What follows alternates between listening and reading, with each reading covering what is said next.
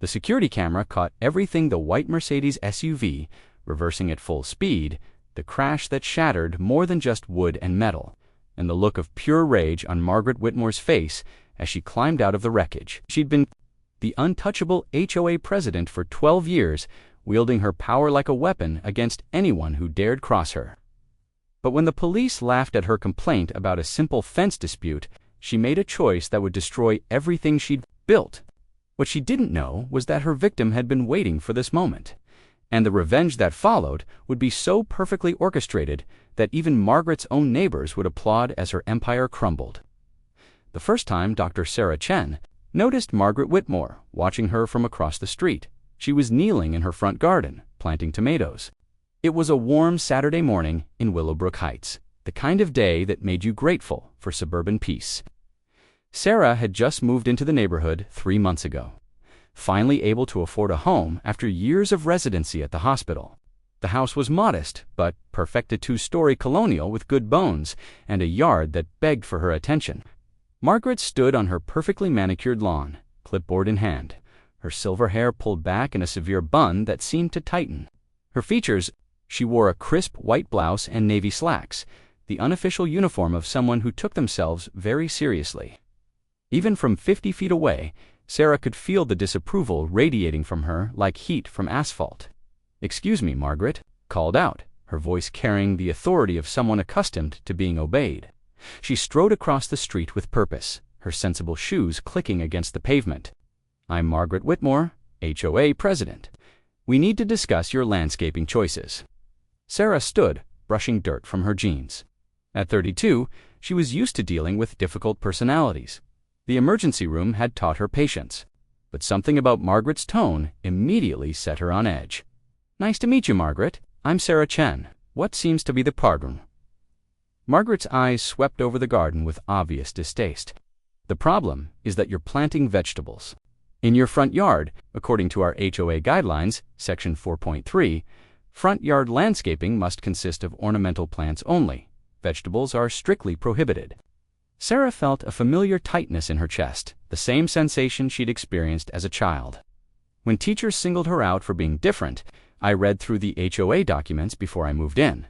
I didn't see anything about vegetables. Then you didn't read carefully enough. Margaret flipped through her clipboard with practiced efficiency. "Here's a copy of the regulations. You'll need to remove these ... tomatoes ... by the end of the week." The way Margaret said tomatoes made it sound like a disease. Sarah accepted the papers, her hands trembling slightly with suppressed anger. "These are heirloom varieties. They're actually quite beautiful when they bloom." "Rules are rules, Dr. Chen. I don't make exceptions." The emphasis on her title sounded mocking. Sarah wondered how Margaret had learned her profession, probably from the same neighborhood gossip network that had likely already dissected her divorce, her work schedule, and her choice to live alone. "I'll review the documents," Sarah said, "carefully, but I'd like to understand the reasoning behind this rule. These plants aren't harming anyone." Margaret's smile was razor-thin. "The reasoning is that we maintain property values in this neighborhood. Vegetable gardens belong in backyards, not where they can detract from the aesthetic appeal of our community." "My aesthetic appeal? You understand my meaning?" The words hung in the air like a challenge. Sarah did understand. She'd been understanding it her whole life. The subtle implications, the careful phrasing that danced around what people really meant. She'd worked twice as hard as her colleagues to prove herself, only to have moments like this remind her that some people would always see her as an outsider. "I'll look into it," Sarah said, her voice steady despite the storm brewing inside. Her and Margaret turned to leave, then paused. "Oh, and Dr. Chen, I hope you don't plan to install a fence. We have very specific guidelines about those as well." The comment felt like a warning shot. Sarah watched Margaret walk back to her house, noting the way she surveyed the neighborhood like a general inspecting her troops. Every lawn was identically modeled green grass, foundation plantings of boxwood and azaleas, not a single flower or vegetable in sight. It was beautiful in its uniformity, but sterile, lifeless. That evening, Sarah sat at her kitchen table with a cup of tea and the HOA documents spread before her. She was a methodical person by nature. You had to be too. Survive medical school and residency. She read every word, every subsection, every addendum. What she found made her blood boil. The vegetable garden rule was buried on page 47 in a section titled Aesthetic Maintenance Standards. But more interesting was what she found in the appendices, a series of amendments that had been added over the years, each one more restrictive than the last. All of them bore Margaret Whitmore's signature as HOA president. Sarah pulled out her laptop and began researching property records, HOA, meeting minutes, neighborhood forum discussions. A pattern emerged that made her stomach turn. Margaret had been systematically driving out residents who didn't fit her vision of the perfect neighborhood. A young family with children who played too loudly in their backyard. An elderly man who couldn't maintain his lawn to Margaret's standards. A couple who had painted their shutters sage green instead of the approved navy blue. All of them had been buried under a mountain of violations, fines, and legal threats until they'd given up and moved away. Sarah's phone buzzed with a text from her neighbor to the left. A woman named Janet, who'd introduced herself with a plate of cookies on moving day. Saw Margaret talking to you today. Sorry, she's been worse since her husband died last year. Most of us just keep our heads down. The message was followed by a frowning emoji and another text. Whatever you do, don't give her ammunition. She's ruthless when she smells weakness. Sarah stared at the message, then at her tomato plants visible through the kitchen window. They were healthy and strong, their leaves a vibrant green in the fading light. She'd chosen heirloom varieties, specifically for their beauty Cherokee purples with their rich, dark fruit, and brandywines that would bloom with large pink tomatoes that looked like roses. She thought about her grandmother, who had taught her to garden in the small plot behind their apartment building. Plants don't care about your skin color or your accent, her grandmother had said. They just want love and attention, same as people. Sarah made her decision. She would not remove the tomatoes, but she would be smart about it. The next morning, she called a local nursery and ordered 24 rose bushes.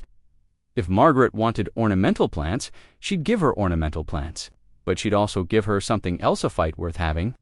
3 days later, Sarah was installing the rose bushes along her front border when Margaret appeared again, this time with a man in a rumpled suit who looked like he'd rather be anywhere else. Dr. Chen, Margaret announced. This is Howard Fitzgerald from the HOAS Legal Counsel. We need to discuss your continued violation of neighborhood guidelines. Howard looked embarrassed. Mrs. Whitmore, I really don't think I'm handling. This Howard Margaret's voice could have frozen water. She turned back to Sarah. You've had ample time to comply with the regulations. Since you've chosen to ignore them, we're prepared to begin fining you $50 per day until the violations are corrected. Sarah stood slowly, her gardening gloves dirty with soil. Actually, Margaret, I think you need to look more carefully at what I've planted. Margaret's eyes narrowed as she examined the garden. The tomatoes were still there, but now they were interspersed with the roses in a pattern that was undeniably beautiful. The deep green of the tomato leaves complemented the thorny stems of the roses, creating a lush, full border that was clearly ornamental in design. Very clever, Margaret said, her voice tight with controlled anger. But vegetables are vegetables, regardless of how you arrange them. Actually, Sarah said, pulling out her phone, I did some research. Tomatoes are botanically fruits, not vegetables. And according to the Supreme Court case, Nix v. Heaton, from 1893, while tomatoes are legally considered vegetables for tariff purposes, they're scientifically classified as fruits. Howard's eyebrows shot up. That's actually correct. Margaret's face flushed red. Don't try to play word games with me, Dr. Chen. The intent of the rule is clear. The intent may be clear to you, but the law requires specificity. Your regulations prohibit vegetables. These are fruits, ornamental fruits, arranged in a decorative pattern with roses. Unless you can show me where fruits are specifically prohibited, I believe I'm in full compliance. The silence stretched between them like a taut wire.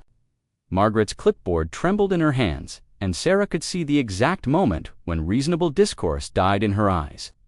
This isn't over, Margaret said, her voice barely above a whisper, but carrying the weight of a declared war. As Margaret stalked away, dragging the uncomfortable lawyer behind her, Sarah felt a mixture of triumph and dread. She'd won the battle, but she could feel the war beginning. Margaret Whitmore was not a woman who accepted defeat gracefully. It's what Sarah Margaret Whitmore had not slept well in 3 days. She stood at her bedroom window at 5:47 a.m., watching Sarah Chen's house through the gap in her curtains. The roses and tomatoes mocked her from across the street, their vibrant colors an affront to everything she'd built in Willowbrook Heights.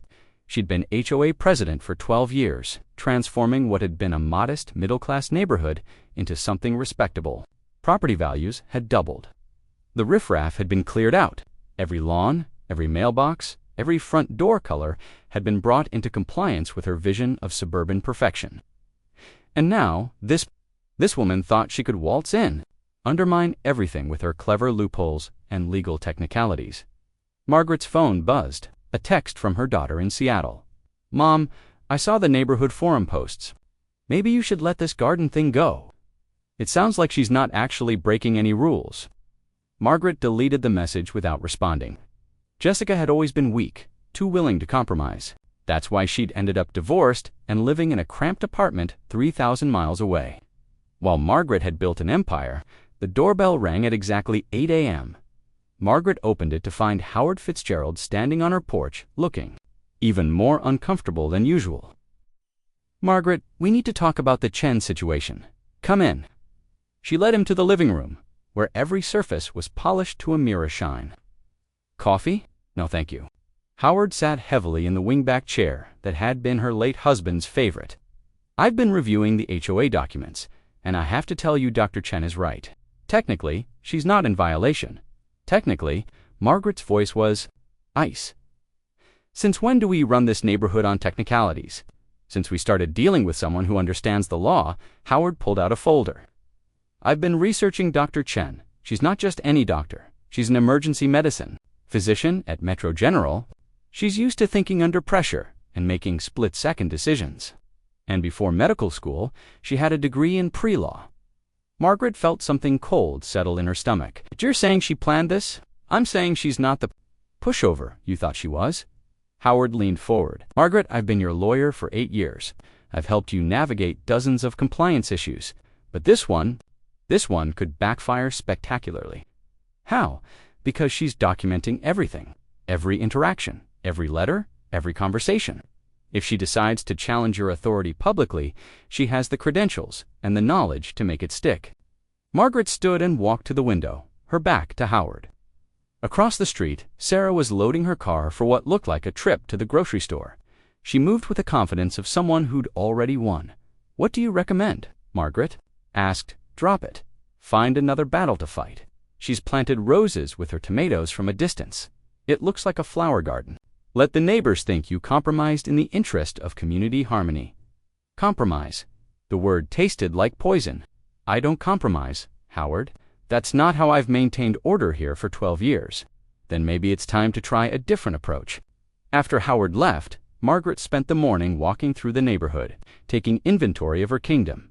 Mrs. Patterson's garden was perfectly maintained, neat rows of hostas and impatiens, nothing that would attract attention.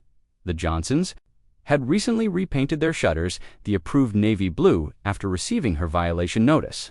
The Hendersons had finally removed that ghastly bird bath their teenage son had installed without permission. Everything was as it should be, except for the house across from hers. She paused at the corner where Maple Street intersected with Oak Avenue. From this angle, she could see the side of Sarah's property where the backyard met the street. The fence line was clearly marked, but there was a gap where the previous owners had never installed fencing. It was technically Sarah's property, but it had been used as a neighborhood shortcut for years. Margaret smiled for the first time in days. She pulled out her phone and dialed a number she knew by heart. "Willowbrook Heights Building Department. This is Margaret Whitmore. I need to report a potential zoning violation." 2 hours later, Sarah returned from the grocery store to find a man in a hard hat measuring her property line. "Excuse me," she called out, getting out of her car. "Can I help you?" The man looked up from his clipboard. "You, Dr. Chen." "I'm Rick Martinez from the building department. We got a complaint about unpermitted construction on your property." Sarah's stomach dropped. "What unpermitted construction?" "Someone reported that you're planning to install a fence without proper permits." "I'm here to verify the property boundaries and existing structures." "I'm not planning to install a fence," Rick shrugged. "That's not what the complaint says." Someone reported that you've been measuring and marking for fence installation, said you were planning to block off the walking path that connects to Oak Avenue. Sarah looked around, confused. The walking path was barely visible, just a worn spot in the grass where neighbors cut through. She'd noticed it, but hadn't given it much thought. I haven't measured anything for a fence. Well, someone thinks you have. Look, I have to file a report, either way. If you're not planning any construction, then there's no violation. But if you do decide to install a fence, you'll need to pull permits first and make sure you're not blocking any established easements. After Rick left, Sarah stood in her driveway, staring at the property line. She could feel eyes on her and looked up to see Margaret watching from her front window. When their eyes met, Margaret didn't look away. Instead, she raised her hand, in a small wave, as if they were old friends. The message was clear. I'm watching you. I'm always watching. That evening, Sarah was grading medical resident papers when her doorbell rang. She opened it to find Janet from next door, holding a bottle of wine and looking nervous. I hope you don't mind me dropping by, Janet said. I brought wine. I thought maybe we could chat. They sat on Sarah's back porch, where the evening air was soft and fragrant with the scent of roses. Janet poured generous glasses of Chardonnay and took a long sip before speaking. I heard about the building inspector today. News travels fast. Margaret called an emergency HOA board meeting this afternoon. She said you were being obstructive and argumentative about neighborhood regulations. Sarah set down her wine. Glass. What did the board say? That's the thing, there is no board. Not really. Margaret appointed her friends to the positions years ago, but most of them moved away. The Hendersons are technically the vice president and secretary, but they're too scared of Margaret to disagree with anything she says. So she's essentially running the HOA single-handedly. Has been for years. The rest of us just pay our dues and try not to rock the boat. Janet took another sip of wine. But Sarah, I have to warn you, she's not done. Margaret doesn't let things go. What do you mean? Janet looked around nervously, as if Margaret might be hiding in the bushes. 3 years ago, there was a family. On Cedar Street, the New Gins, they had a teenage son who worked on his car in the driveway. Margaret said it was a nuisance, that the noise and the automotive debris were bringing down property values. What happened? She made their lives hell. Noise complaints to the city, violations for every tiny infraction you can imagine. She even called the police once, claiming the boy was running some kind of illegal auto shop. The cops came out, saw a kid changing his oil, and basically told her to stop wasting their time. Sarah felt a chill despite the warm evening, and they moved away 6 months later. The stress was too much for the parents, and the kid started getting in trouble at school because he was so angry all the time. Margaret got exactly what she wanted. They sold the house to a childless couple who never make any noise. The two women sat in silence, watching the sun set behind the trees. Finally, Janet spoke again. I'm telling you this because I like you, Sarah. You seem like good people. But Margaret, ... she's not just difficult. She's dangerous. She destroyed that family, and she felt justified doing it. After Janet left, Sarah sat alone on her porch, thinking about the New Gins. She wondered if they'd fought back, if they'd tried to reason with Margaret, if they'd felt the same mixture of anger and determination that was building in her chest. She looked at her garden, where the roses and tomatoes were thriving together in defiant beauty. Tomorrow, she decided she would install a fence. Not because she needed one, but because she could. Because Margaret Whitmore needed to learn that some people don't back down when threatened. What Sarah didn't know was that Margaret was already watching her from the darkened window across the street, planning her next move, and when reasoning failed, when legal maneuvering didn't work, Margaret would resort to the one tool that had never failed her: intimidation through force. The white Mercedes SUV in Margaret's garage wasn't just transportation, it was about to become a weapon. The fence installation began at 7 a.m. on a Tuesday morning. Sarah had chosen a company called Superior Fencing, partly for their excellent reviews, and partly because they could start immediately. She wanted the fence up before Margaret could find some way to stop her. The crew of 4 men worked efficiently, their post-hole digger churning through the earth with mechanical precision. Sarah had chosen a 6-foot cedar privacy fence stall, enough to make a statement, beautiful enough to complement her garden, and expensive enough to show that she wasn't going anywhere. Margaret appeared at 7:23 a.m., still in her bathrobe, her silver hair wild with sleep. She stood at the edge of her property, watching the installation with the intensity of a hawk studying prey. "Excuse me," she called out to the crew foreman, a weathered man named Jim, who'd been installing fences for 20 years. "Do you have permits for this work?" Jim looked up from his measurements. "Yes, ma'am." Dr. Chen pulled all the proper permits. "We're good to go." Margaret's face went red. "I want to see them." Sarah emerged from her house, carrying a thermos of coffee for the crew. She'd been up since 5 a.m., partly from excitement and partly from the anxiety that had been building since her conversation with Janet. "Here are the permits, Margaret," Sarah said, holding up a folder. "Building permit, fence permit, and verification that there are no utility lines in the installation area. Everything's been approved by the city." Margaret snatched the folder and studied it with the intensity of a prosecutor examining evidence. Her lips moved silently as she read, searching for any flaw, any technicality that might stop the work. "This doesn't look right," she finally said. "The property boundaries aren't clearly marked." "How do we know you're not building on my property?" Jim sighed. "Ma'am, we had the property surveyed yesterday. The boundary markers are right there." He pointed to small orange flags spaced along the fence line. "We're building 3 feet inside Dr. Chen's property line, well within the setback requirements. I want to see the survey." "Margaret," Sarah said, her voice carefully controlled, "I'll be happy to show you the survey, but you need to understand that this is my property and I have every right to install a fence on it." "We'll see about that." Margaret stalked back. To her house, the folder clutched against her chest like armor. 15 minutes later, she returned fully dressed, her hair pulled back in its usual severe bun. She carried her own folder and wore the expression of someone going to war. "I've called the city," she announced. "They're sending an inspector to verify that this installation is in compliance with all zoning requirements." Sarah felt her stomach tighten. The permits were already approved. The inspection is scheduled for after installation. Not anymore. "I've requested an immediate halt to construction, pending a full compliance review." Jim looked between the two women and shook his head. "Lady, we've got permits. Until the city tells us to stop, we keep working." Margaret's composure cracked.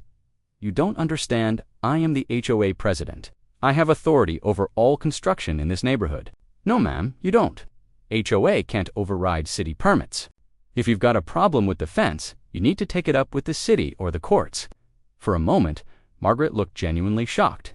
Sarah realized that in 12 years of terrorizing neighbors, Margaret had probably never been directly challenged by someone who understood the law. "This is not over," Margaret said, her voice trembling with rage. "Not by a long shot." The work continued throughout the morning, with Margaret maintaining her vigil from her front porch. She made phone calls, took pictures, and at one point attempted to measure the setback herself, until Jim told her she was interfering with a permitted construction project. At 11:30 a.m., a city inspector named Carlos Rivera arrived. He was a soft-spoken man in his 50s who seemed genuinely puzzled by the emergency stop work order. "Dr. Chen," he said, studying his clipboard, "I have 2 Asquiths the emergency here. Your permits are all in order. The work appears to be proceeding according to plan." "There's no emergency," Sarah said. Mrs. Whitmore called in the complaint. "I think she's trying to find a way to stop the installation." Carlos looked over at Margaret, who was standing at the edge of her property with her arms crossed. "Mrs. Whitmore, what's your specific concern?" "The fence is going to block the walking path that connects Maple Street to Oak Avenue. It's been used by neighbors for years. This is going to cause safety issues and reduce property values." Carlos examined the area in question. The walking path was barely visible, just a worn spot in the grass where a few neighbors occasionally cut through. "Ma'am, this looks like an informal shortcut across private property. The property owner has the right to restrict access, but it's been used for years. Doesn't that create some kind of easement?" "Only if there's a formal agreement, or if the usage meets the legal requirements for a prescriptive easement, which would require continuous, open, and hostile use for a specific period of time. A few neighbors occasionally walking across someone's lawn doesn't qualify." Margaret's face was turning purple. "So you're saying she can just block off neighborhood access?" "I'm saying she can build a fence on her own property, which is exactly what she's doing." Carlos turned to Sarah.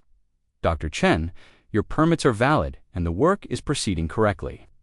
After Carlos left, Margaret stood in her driveway staring at the fence construction with the intensity of someone watching her world crumble. Sarah felt a mixture of triumph and unease. She'd won another battle, but Margaret's expression suggested the war was far from over. The fence was completed by 4 p.m. It was beautiful. The cedar was a rich golden color that complemented the roses and tomatoes perfectly. Sarah stood back and admired the work, feeling a sense of accomplishment that went beyond mere property improvement. "Looks good, Doc," Jim said, packing up his tools. "That's a quality fence. Should last you decades." As the crew loaded their truck, neighbors began to emerge from their houses. The Hendersons from 2 doors down walked over to admire the fence, followed by a couple from across the street that Sarah didn't recognize. "It's beautiful," Mrs. Henderson said. "Really adds to the neighborhood. Where did you get the cedar?" asked the man from across the street. "My wife and I have been thinking about a fence ourselves." Sarah found herself surrounded by neighbors, all admiring the fence and asking questions about the installation process. It was the first time since moving to Willowbrook Heights that she'd felt like part of the community. Margaret watched from her window, her face a mask of fury. That evening, Sarah was watering her garden when her phone rang. The caller ID showed a number she didn't recognize. "Dr. Chen, this is Officer Patricia Gomez with the Willowbrook Heights Police Department. We've received a complaint about your fence installation. Could you meet with us tomorrow morning to discuss the situation?" Sarah's heart sank. "What kind of complaint?" "The complainant alleges that your fence is blocking emergency access to your property and may be in violation of city safety codes. It's probably nothing, but we need to follow up on all reports. Of course. What time works for you? How about 9 a.m.? We'll meet at your house." After hanging up, Sarah sat on her back porch, staring at the new fence. It was exactly what she'd wanted: privacy, beauty, and a clear boundary between her property and the rest of the world. But Margaret's escalating harassment was beginning to wear on her. She thought about the Nguyen family that Janet had mentioned. How long had they endured Margaret's campaign before finally giving up? How many phone calls, complaints, and manufactured emergencies had they faced? Sarah pulled out her laptop and began researching. She found the property records for the Nguyen house, sold 3 years ago. She found archived posts on the neighborhood forum, including several from Margaret complaining about automotive nuisances and inappropriate use of residential property. But she also found something else: a pattern of harassment that went back years: the young family with the loud children, the elderly man with the struggling lawn, the couple with the sage green shutters. All of them had faced the same escalating campaign of complaints, violations, and official harassment. All of them had eventually moved away. Sarah closed her laptop and walked to her fence, running her hand along the smooth cedar boards. Tomorrow, she would meet with the police and deal with whatever new complaint Margaret had manufactured. But tonight, she was going to do something that Margaret wouldn't expect. She was going to fight back. Sarah spent the next hour researching HOA law, municipal codes, and harassment statutes. By the time she went to bed, she had a plan. Margaret Whitmore had spent 12 years terrorizing her neighbors, using the system as a weapon against anyone who dared to challenge her authority. But Sarah wasn't just any neighbor. She was a doctor, trained to stay calm under pressure. She had resources, knowledge, and most importantly, she had documentation of everything Margaret had done. The war was about to escalate in ways that Margaret couldn't imagine. And when it did, the quiet suburban street would become a battlefield, where the stakes were higher than either woman realized. Officer Patricia Gomez arrived at 9 a.m. sharp, accompanied by a fire department inspector named Mike Torres. Sarah had been awake since dawn, reviewing her documentation and preparing for what she knew would be another of Margaret's manufactured emergencies. "Dr. Chen, thanks for meeting with us," Officer Gomez said. She was a woman in her early 40s with kind eyes and the patient demeanor of someone who'd dealt with neighborhood disputes before. "We received a complaint that your new fence might be blocking emergency access to your property." Sarah gestured toward the fence. "As you can see, there's a clear path from the street to my front door, and the fence has a gate that provides access to the backyard. I'm not sure how it could be blocking emergency access." Mike Torres walked the perimeter of the property, checking the gate and measuring clearances. The gate is 4 feet wide, which exceeds the minimum requirement for emergency access. The fence is 6 feet high, which is within residential limits. I don't see any code violations." "What exactly was the complaint?" Sarah asked. Officer Gomez consulted her notes. The complainant stated that the fence blocks the traditional walking path used by neighbors and emergency personnel to access the rear of your property. She also claimed that the fence height might interfere with fire department ladder access. "The traditional walking path crossed my private property without permission," Sarah said. "As for ladder access, I assume you can reach the house from the street side," Isoli Mike confirmed. "Dr. Chen, your fence is perfectly compliant with all safety codes. There's no violation here." As they spoke, Margaret emerged from her house, walking briskly toward them. She wore a navy blazer and carried a thick folder, dressed as if she were heading to a business meeting rather than harassing her neighbor. "Officer Gomez," Margaret called out, "I'm so glad you're here. I have additional concerns about this fence installation." "Mrs. Whitmore, I presume." Officer Gomez's tone was professional, but Sarah detected a hint of weariness. "What are your additional concerns?" "The fence is installed incorrectly. I believe it encroaches on city property." Margaret opened her folder and pulled out what appeared to be hand-drawn diagrams. "I've done my own measurements, and the fence extends beyond the property line." Mike Torres looked at the diagrams with barely concealed annoyance. "Ma'am, Dr. Chen had the property professionally surveyed. The fence is 3 feet inside her property line. I don't trust that survey. I want the city to conduct its own measurement." "Mrs. Whitmore," Officer Gomez said, "this is the 3rd complaint you filed about Dr. Chen's property in 2 weeks. The building department has already verified that all permits are in order. The fire department has confirmed there are no safety violations. What exactly is your concern here?" Margaret's composure flickered. "My concern is that she's systematically violating neighborhood standards and creating safety hazards. Someone needs to hold her accountable." "Accountable for what?" "Building a fence on her own property. For disrupting the peace and harmony of our neighborhood, for refusing to follow established protocols." "For Mrs. Whitmore," Officer Gomez interrupted, "I need you to understand something. Dr. Chen has the right to make improvements to her property as long as she follows city codes and obtains proper permits. She's done both. Continued harassment of a neighbor who is following the law could result in charges being filed against you." The word harassment hit Margaret like a physical blow. Her face went white, then red, then white again. "Harassment. I am the HOA president. I have a duty to maintain community standards. You have a duty to follow the law," Officer Gomez said firmly. "And right now, Dr. Chen is following the law while you're filing false complaints and wasting city resources." After the officials left, Margaret stood in Sarah's driveway, her hands shaking with rage. "This isn't over," she said, her voice barely above a whisper. "You think you can come into my neighborhood and destroy everything I've built. I think I can live peacefully in my own home," Sarah replied. "That's all I've ever wanted." "Peaceful?" Margaret laughed, but there was no humor in it.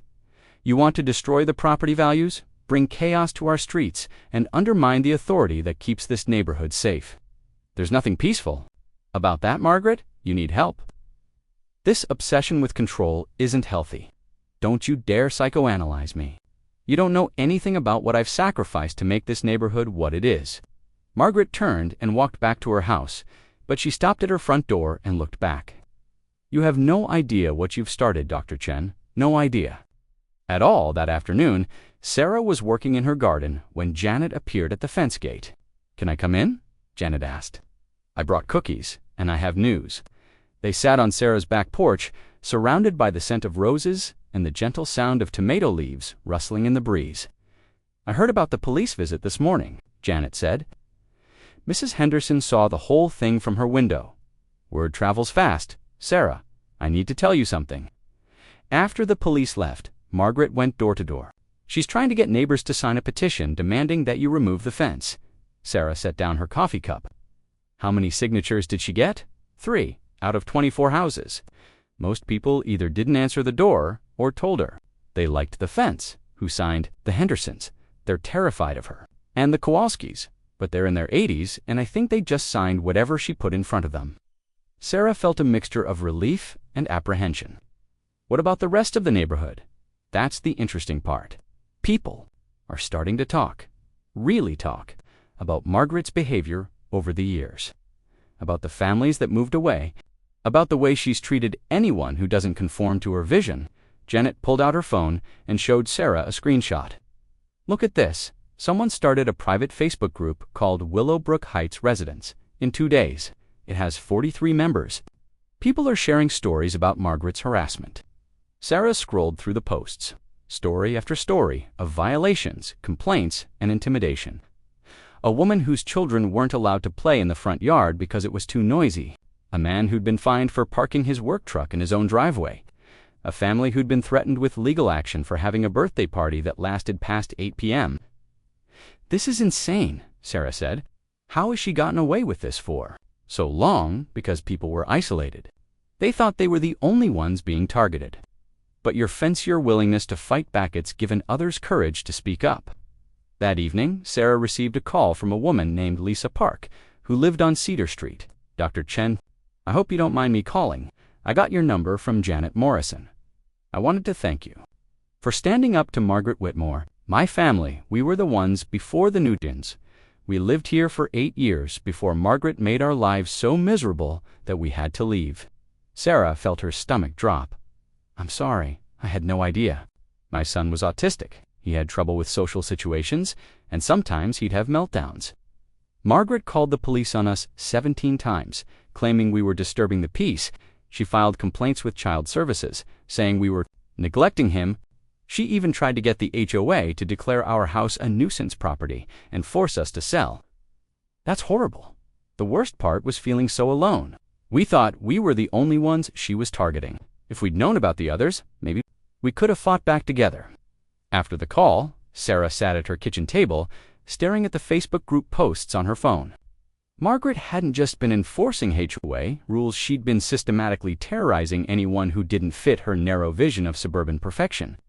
Sarah pulled out her laptop and began typing. By midnight, she had completed a detailed timeline of Margaret's harassment campaigns, complete with dates, documentation, and witness statements. She'd also researched the legal definitions of harassment, stalking, and abuse of authority. Tomorrow, she would file a formal complaint with the city about Margaret's misuse of official channels. She would also contact a lawyer about a restraining order. Margaret Whitmore's reign of terror was about to end, but Margaret was planning something too. At 2 a.m., she stood in her garage, staring at her white Mercedes SUV.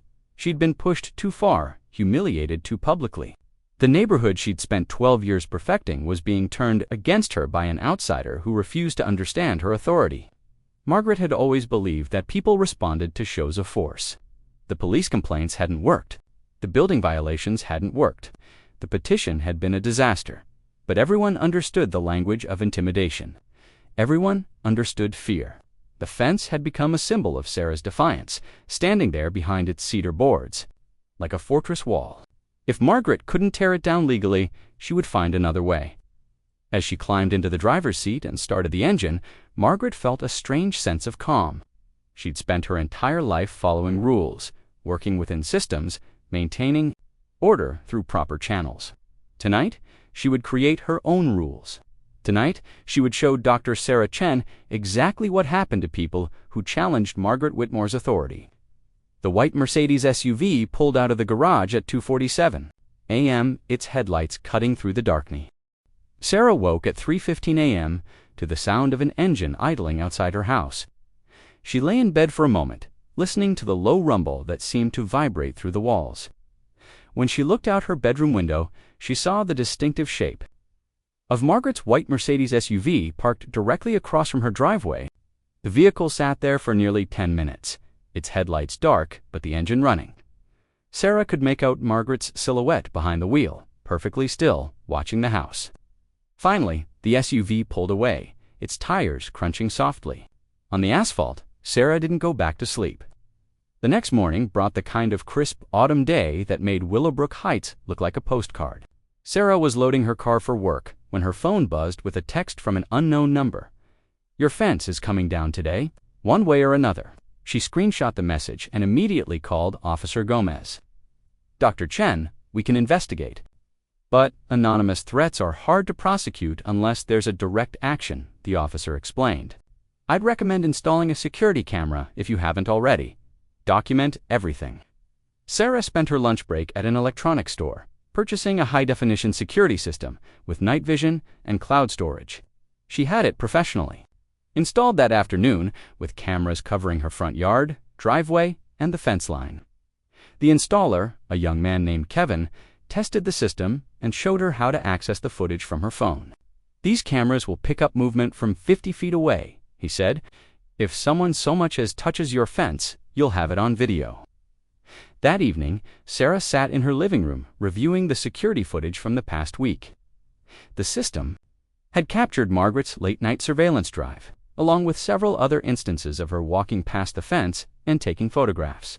Most disturbing was a clip from 2 days earlier showing Margaret using a measuring tape to check the distance between the fence posts as if looking for weaknesses. At 8:30 p.m., Sarah's doorbell rang. She opened it to find David Henderson, her neighbor from 2 doors down, looking nervous and apologetic. Dr. Chen, I'm sorry to bother you. My wife sent me over. We need to talk about the petition. Come in, David. Would you like some coffee? They sat in her living room, where David fidgeted with his hands and avoided eye contact. Sarah, I need to apologize. Margaret came to our door yesterday and basically forced us to sign that petition. She said if we didn't support the HOA's position, we might face our own violations. What kind of violations? Our rose bushes are supposedly 6 inches too tall. Our mailbox needs repainting.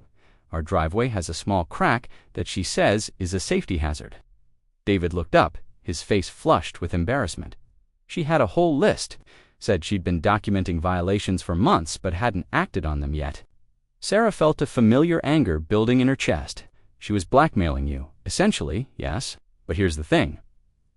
After the police told her to back off this morning, she's gotten worse. She came by again this afternoon, demanding we help her file a nuisance complaint against you with the city. What did you tell her? We told her no. That's when she really lost it. Started screaming about property values and community standards. She said if we didn't support her, we were part of the problem. David pulled out his phone and showed Sarah a series of text messages. She's been sending these since this afternoon. Sarah read through the messages, her anger turning to genuine concern. The texts were increasingly erratic, jumping from formal HOA language to personal attacks, to vague threats about protecting the neighborhood from destructive influences. David, you need to save these messages and report them to the police. This is harassment. That's what my wife said. But Margaret's been our neighbor for 8 years. We just want this to go away. It's not going away. She's escalating, and it's only going to get worse until someone stops her. After David left, Sarah called Janet and filled her in on the conversation. Janet listened in silence before speaking. Sarah, I think you need to know something. Margaret's husband didn't just die last year. He left her, filed for divorce, and moved to Florida. He couldn't take her behavior anymore. Sarah felt a chill. Why didn't you tell me this before? Because I wasn't sure it mattered. But now, I think his leaving might have pushed her over the edge. He was the only person who could calm her down when she got like this. Like what? Obsessive, controlling. There were rumors that she'd had some kind of breakdown when the Nugents fought back against her harassment. Nothing official, but people said she'd been hospitalized for a few days. Sarah stared out her window at Margaret's house, where lights blazed in every room despite the late hour. Janet, I think she's planning something. The security cameras caught her measuring my fence, and she's been driving by in the middle of the night. Maybe you should stay somewhere else tonight, with friends or family. I'm not leaving my home because of her threats, but I am going to be ready if she tries anything. Sarah spent the evening researching restraining orders and harassment laws. She drafted a formal complaint against Margaret, documenting every incident, every false police report, every threatening message. By midnight, she had a comprehensive case that would legally require Margaret to stay away from her property. She would file it first thing in the morning. At 2:45 a.m., Sarah's security system sent an alert to her phone. She grabbed it from her nightstand and opened the app, her heart racing. The front yard camera showed a figure moving near her fence, but the image was unclear in the darkness. She switched to the driveway camera and saw Margaret crouched next to the fence gate, doing something with her hands. Sarah zoomed in and realized Margaret was trying to damage the gate latch with what looked like a crowbar. Sarah called 911. 911. What's your emergency? This is Dr. Sarah Chen at 1247 Maple Street. Someone is on my property trying to damage my fence. I have them on security camera. Are you in immediate danger? I don't know. The person has been harassing me for weeks. I'm inside my house, but they're destroying my property. Officers are en route. Stay inside and keep your doors locked. Sarah watched through her window as Margaret worked frantically at the gate, striking it repeatedly with the crowbar. The sound of metal on metal echoed through the quiet neighborhood. House lights began turning on as neighbors woke to the noise. Margaret must have realized she was exposed because she suddenly stopped and looked around wildly. That's when she saw the security camera pointed directly at her. For a moment, she stared straight into the lens, her face twisted with rage and desperation. Then she ran back to her SUV. Sarah watched in horror as Margaret threw the crowbar into the passenger seat and started the engine. Instead of driving away, Margaret put the vehicle in reverse and backed up to the end of the street. Then she shifted into drive and aimed the SUV directly at Sarah's fence. "Oh my God," Sarah whispered, grabbing her phone to call 911 again. But before she could dial, Margaret floored the accelerator. The white Mercedes SUV crashed through the cedar fence with a sound like thunder. Wood splintered and flew in all directions as the vehicle plowed through Sarah's garden, destroying roses and tomato plants before slamming into the side of her house. The impact was tremendous. Sarah felt the whole house shake as drywall cracked and windows rattled. Car alarms began wailing throughout the neighborhood as lights blazed in every house on the street. Sarah ran outside, her feet bare on the cold concrete. The SUV had come to rest with its front end buried in what had been her living room wall. Steam rose from the crumpled hood, and the smell of gasoline filled the air. Margaret sat behind the wheel, conscious but dazed, blood trickling from a cut on her forehead. Her eyes found Sarah through the shattered windshield, and for a moment, neither woman moved. Then Margaret began to laugh. It was a sound unlike anything Sarah had ever heard, high-pitched, hysterical, completely unhinged. Margaret laughed. As sirens wailed in the distance, as neighbors emerged from their houses in bathrobes and pajamas, as her entire world collapsed around her. "You wanted a fence," Margaret screamed through the broken glass, still laughing. "Now you don't have a fence? Now you don't have anything." Police cars and ambulances flooded Maple Street, their red and blue lights painting the destruction in surreal colors. As paramedics extracted Margaret from the wreckage and officers secured the scene, Sarah stood in her destroyed garden, surrounded by splintered cedar and broken dreams. But as she looked around at her neighbors' people who had suffered in silence, under Margaret's tyranny for years, she saw something unexpected in their faces. Not sympathy or pity, but a strange kind of relief. Margaret Whitmore's reign of terror was finally over. What Margaret had intended as her ultimate act of dominance had become her complete and total destruction. And the security cameras had captured every moment of her spectacular downfall. 6 months later, Sarah stood in her rebuilt garden, watching the sun set through the branches of a new cherry tree. The fence was gone. She'd chosen not to replace it after the insurance settlement. Instead, she'd created an open garden that flowed seamlessly from her property into a small community space that the neighbors had built together. The tomatoes were thriving again, interplanted with roses and herbs in a design that had been featured in the local newspaper as an example of suburban food forestry. Children from the neighborhood came by after school to help water the plants and learn about gardening. It was everything Margaret had tried to prevent, and it was beautiful. Dr. Chen, a young reporter named Amanda Kim, approached from the sidewalk, carrying a notebook and looking slightly nervous. "I'm here for the interview about the Neighborhood Transformation Project." Sarah smiled and gestured toward the garden. "Call me Sarah, and welcome to what used to be a war zone." They sat on a bench that David Henderson had built, positioned where Margaret's SUV had crashed through the fence 6 months earlier. The house had been fully repaired, but Sarah had insisted on keeping one small section of damaged siding as a reminder. "Can you walk me through what happened that night?" Amanda asked. Sarah pulled out her phone and showed the reporter a compilation video that the police had created from her security footage. It showed Margaret's late-night surveillance, the attempted vandalism, and finally the SUV crash in crystal clear detail. "The whole thing was captured on camera," Sarah said. "Every crime, every moment of destruction." Margaret thought she was making some kind of statement about power and control. Instead, she created the evidence that destroyed her. What were the charges?